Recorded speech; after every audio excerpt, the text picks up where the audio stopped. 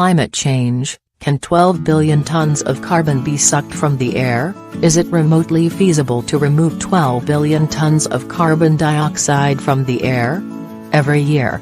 For decades to come. That's the challenge posed by the latest conclusions of the UN's Climate Science Panel.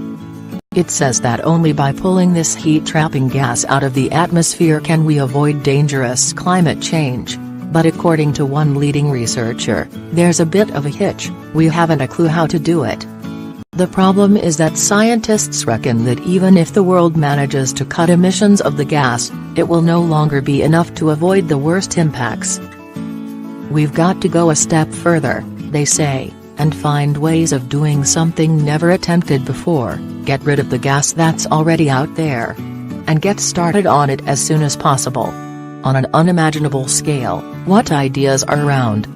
The most headline-grabbing solution is for giant machines to filter the air and strip out the gas, as my colleague Matt McGraw has reported. But although the costs are falling, they remain very high, and many wonder whether it's feasible to plaster the planet with so much hardware. Forests do the job of soaking up carbon dioxide, because the trees need it to grow. But if they're left to rot or are burned, the gas will be released back out again. There are schemes for fertilizing the oceans to encourage plankton to flourish, absorb CO2 and drag it to the ocean floor, but there are risks of unintended consequences. Yet another avenue is to mimic a geological process known as weathering, in which rocks are broken down in a chemical reaction that draws carbon dioxide from the air. This happens all the time naturally, but took off in spectacular fashion more than 400 million years ago.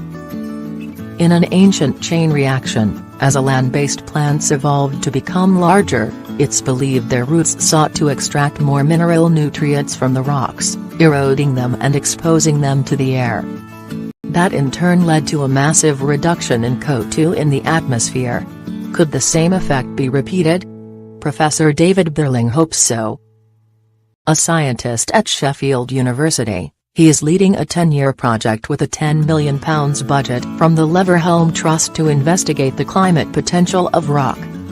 How could rock help tackle global warming? The concept is to take the volcanic rock basalt, grind it up into a powder and then scatter it on fields.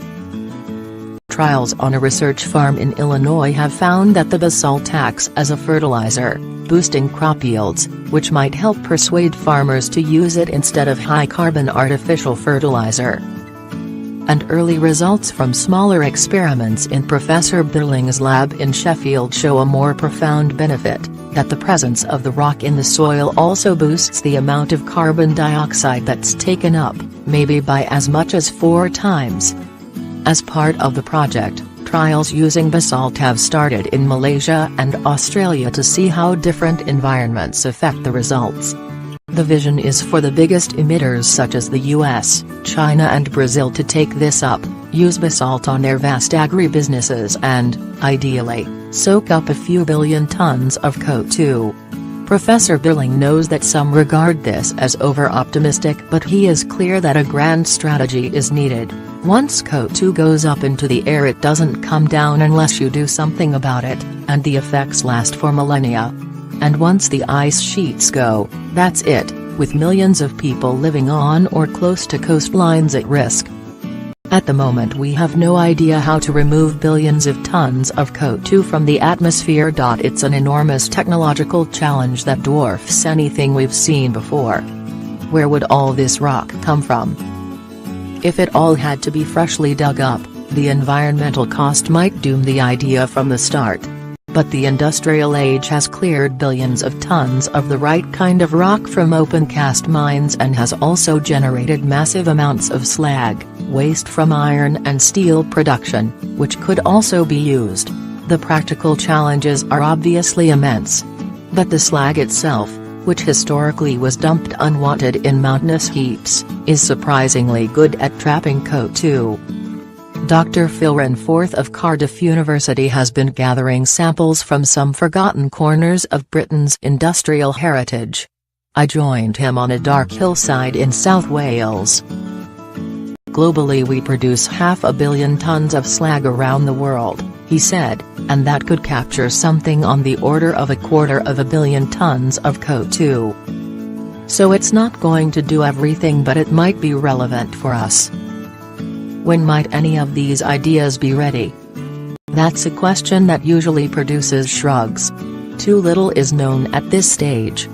I ask Professor Birling when the basalt spraying technique might be in use, assuming it's eventually proven to work on a large scale.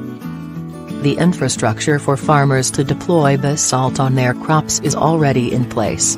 If proven safe and effective, it might be deployable within a decade or two, he says. Yet all the time, even more CO2 is being added to the atmosphere, and with few options for reversing it. Follow David on Twitter.